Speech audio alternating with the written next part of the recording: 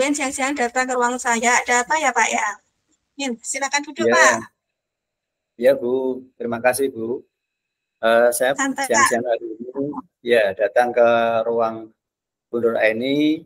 Saya ingin eh, berbagi apa namanya mungkin bisa mengurai masalah saya ya secara pribadi. Ini Bu, eh, di sini yang jelas kami itu banyak masalah pribadi ya. Di antaranya saya ingin meningkatkan kemampuan saya secara maksimal dalam mengelola waktu yang lebih efektif dan efisien untuk khususnya untuk tugas-tugas saya di sekolah ya, khususnya untuk pendampingan dengan anak-anak. Baik Bapak Nanang, berdasarkan apa yang Bapak ceritakan tadi, mari kita coba lihat dulu, kita identifikasi hal-hal yang terkait dengan pengelolaan waktu tadi. Coba Bapak jelaskan hambatan atau kendala yang Bapak hadapi ketika mengelola waktu. Ada tidak Pak? Iya Bu,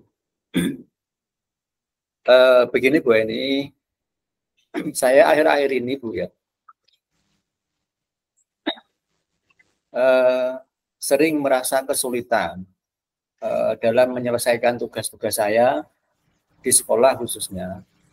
Itu satu, apalagi tugas-tugas tersebut itu harus diselesaikan dalam waktu yang ditentukan atau deadline. Jadi misalkan Bu, hari ini harus selesai, ya itu mungkin saya dengan tugas-tugas yang lain itu juga harus saya bagi dengan efektif gitu loh Bu. Jadi nggak bisa maksimal jika lalu dikejar waktu hari ini harus selesai gitu. Nah, ini saya seperti itu Bu. Iya Bapak. Oh begitu ya permasalahannya.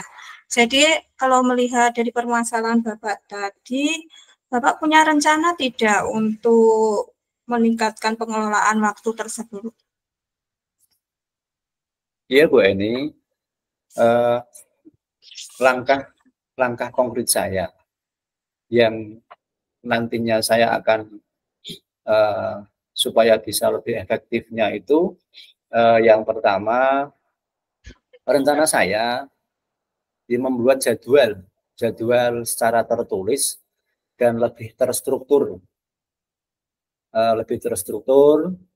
dan memprioritaskan tugas-tugas berdasarkan tingkat prioritas dan urgensi. Mungkin itu langkah konkret saya untuk menyelesaikan masalah saya tadi Bu. Ya, bagus sekali Pak Nanang itu. Memang kalau kita ingin tepat waktu harus bisa mengelola waktu. Nah, terus selanjutnya Pak Nanang, eh, apa untuk menjaga supaya apa yang sudah Bapak rencanakan tersebut bisa komitmen, berkelanjutan, dan siapa saja yang bisa mendukung itu Bapak dalam menjaga komitmen tersebut? Iya Bu, saya akan berusaha dengan maksimal ya Bu tentunya untuk mencoba membuat pengingat atau reminder sesuatu berupa tulisan yang itu saya buat dari kertas, mungkin kertas yang besar itu saya tulis besar-besar dan bisa saya baca dan saya lihat dan saya tempatkan di tempat-tempat yang sering saya lewati itu Bu. Seperti itu. Kemudian mungkin teman sejawat saya, mungkin teman rekan kerja saya juga saya kasih tahu juga, mungkin bisa mengingatkan saya juga. Misalkan, Pak Nanang, tugas hari ini misalkan menyelesaikan tugas PMM. Nanti hari ini deadline seperti itu, mungkin teman-teman juga bisa mengingatkan, bisa lewat dari WA group maupun secara langsung ya. Ya mungkin kita juga kolaborasi dengan teman sejawat itu. Iya Bapak, itu memang bagus sekali upayanya.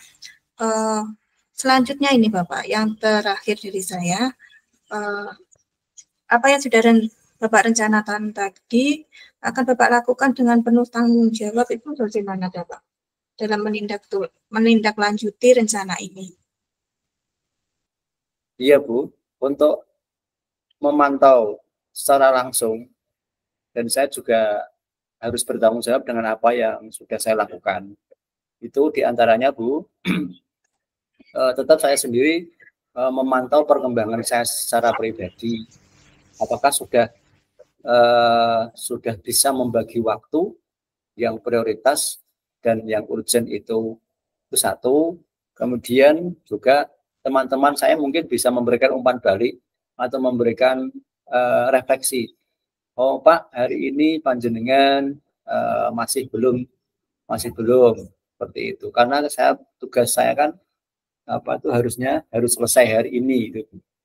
Harus butuh mengingat dari saya sendiri maupun dari teman-teman saya, supaya ya tadi rencana saya supaya tugas-tugas saya itu bisa terjadwal dengan baik, seperti itu Bu.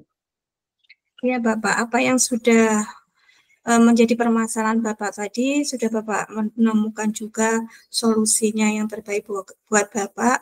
Diharapkan ini menjadi sesuatu hal yang solutif dan bisa menjadi komitmen buat Bapak supaya pengelolaan waktu ke depannya menjadi lebih baik lagi. Itu Bapak. Sudah Bapak, terima kasih. Iya, sama-sama Bu. Terima kasih Bu.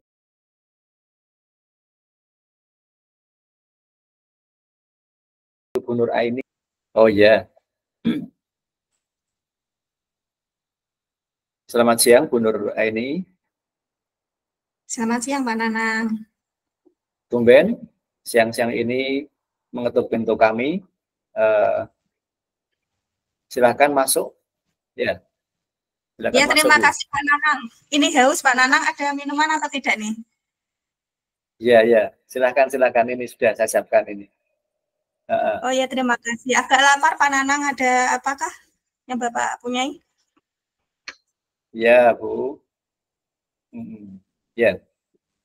Mungkin Bu Nur Aini datang ke ruangan saya. Apa ya? Mungkin Bu Nur ini akan sampaikan atau sharingkan dengan kami Bu. Silahkan ya. Iya Pak Nanang, gini, saya ini Bapak kan menurut saya memiliki keahlian dalam bidang inklusi. Nah, di kelas saya ini ada salah satu murid saya yang memiliki hambatan.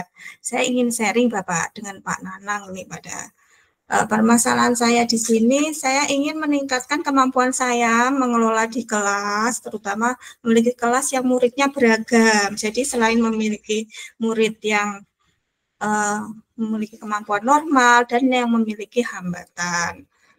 Nah, di kelas saya itu ada peserta didik yang tadi hambatannya itu autis. Tujuan saya ingin memenuhi kebutuhan pembelajaran mereka secara efektif, terutama pada anak yang berkebutuhan khusus ini. Seperti itu, Bapak. Oh, begitu, Bu. Ya.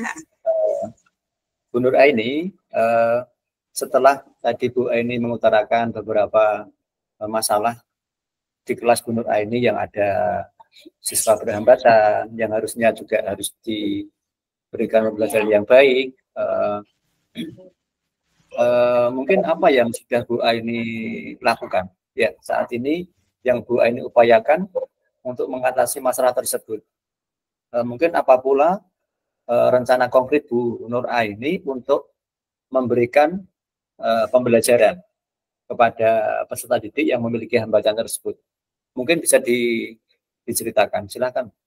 Iya Pak, begini Pak Nanang, langkah pertama yang saya lakukan tentu saja saya memenuhi kebutuhan belajar masing-masing.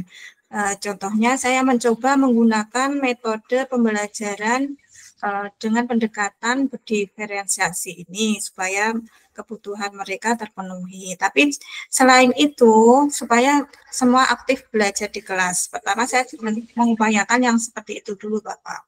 Dan kemudian setelah dari peserta didik yang memiliki yang tidak ada hambatan tersebut terpenuhi dengan metode pembelajaran berdiferensiasi tersebut, saya juga memberikan perhatian khusus kepada anak yang berkebutuhan khusus ini, terutama saya bimbing dan saya tuntun untuk sesuai dengan kemampuannya, seperti itu. Saya yang pertama adalah menerapkan metode pembelajaran tersebut, Bapak.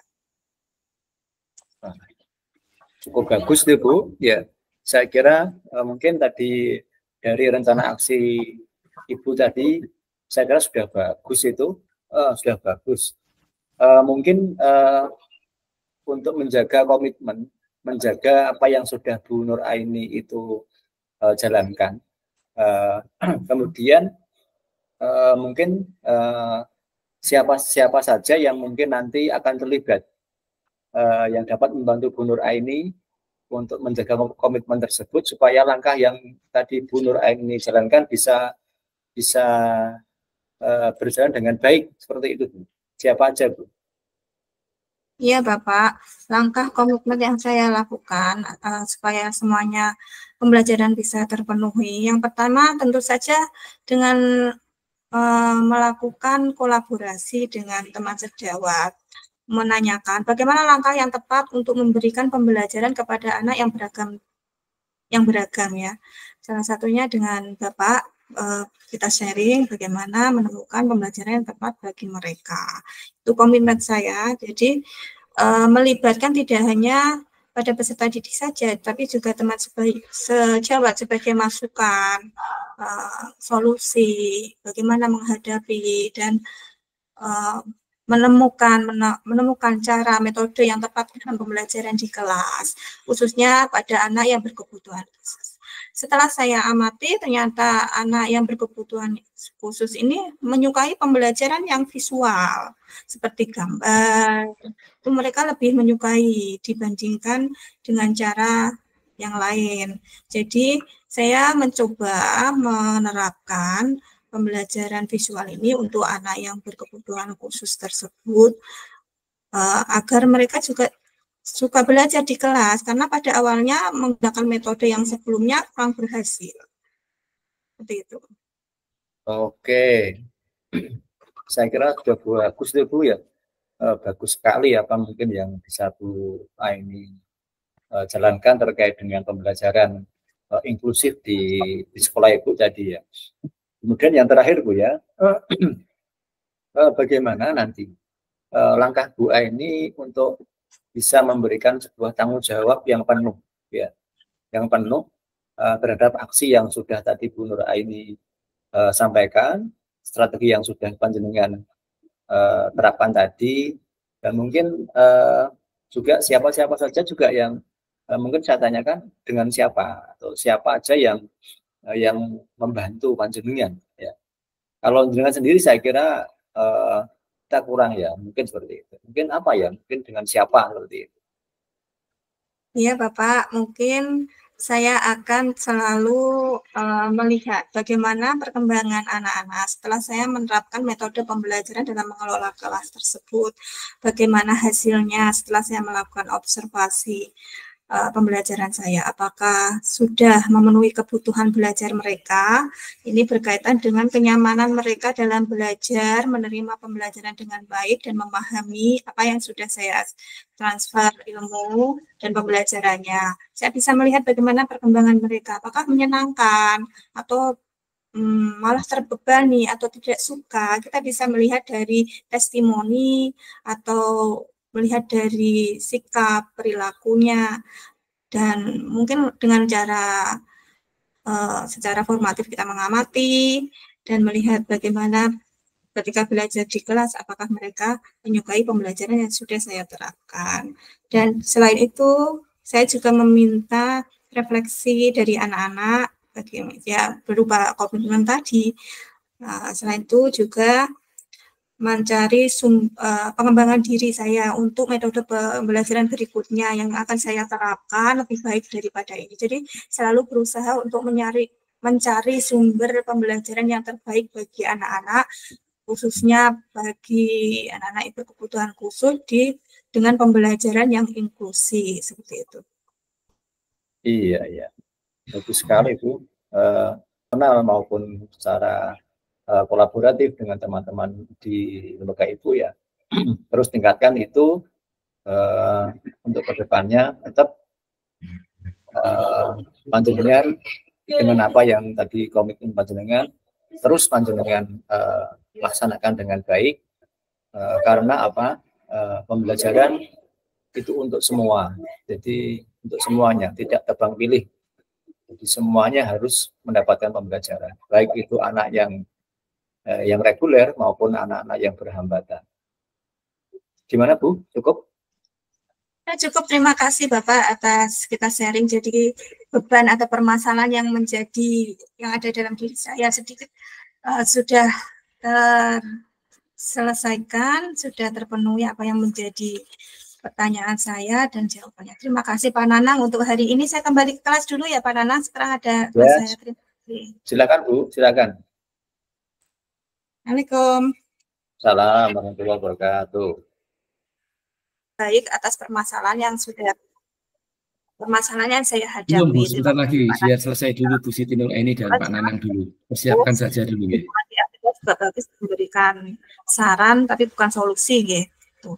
Untuk saya sendiri, ya sudah ada peningkatan dibandingkan sebelumnya ketika saya menjadi seorang coach ya.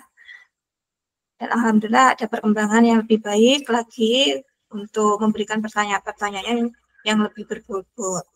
Itu dari saya refleksinya. Silakan Pak Nana. Ya, terima kasih.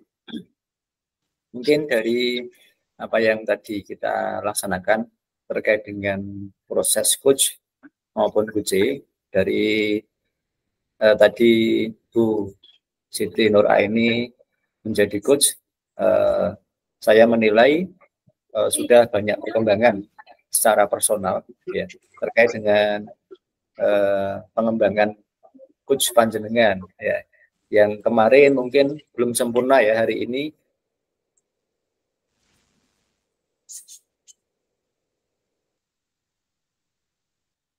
ya, karena di situ tadi saya sudah melihat dari tirtanya sudah jalan, dari tujuan percakapan yang sudah kita laksanakan, kemudian identifikasi masalah sudah jelas sekali, kemudian rencana aksi panjenengan juga sudah tertata dengan baik, mungkin dengan siapa-siapa saja, dan kemudian tanggung jawabnya panjenengan terhadap komitmen penyelesaian masalah panjenengan itu sudah masuk di tirta ya.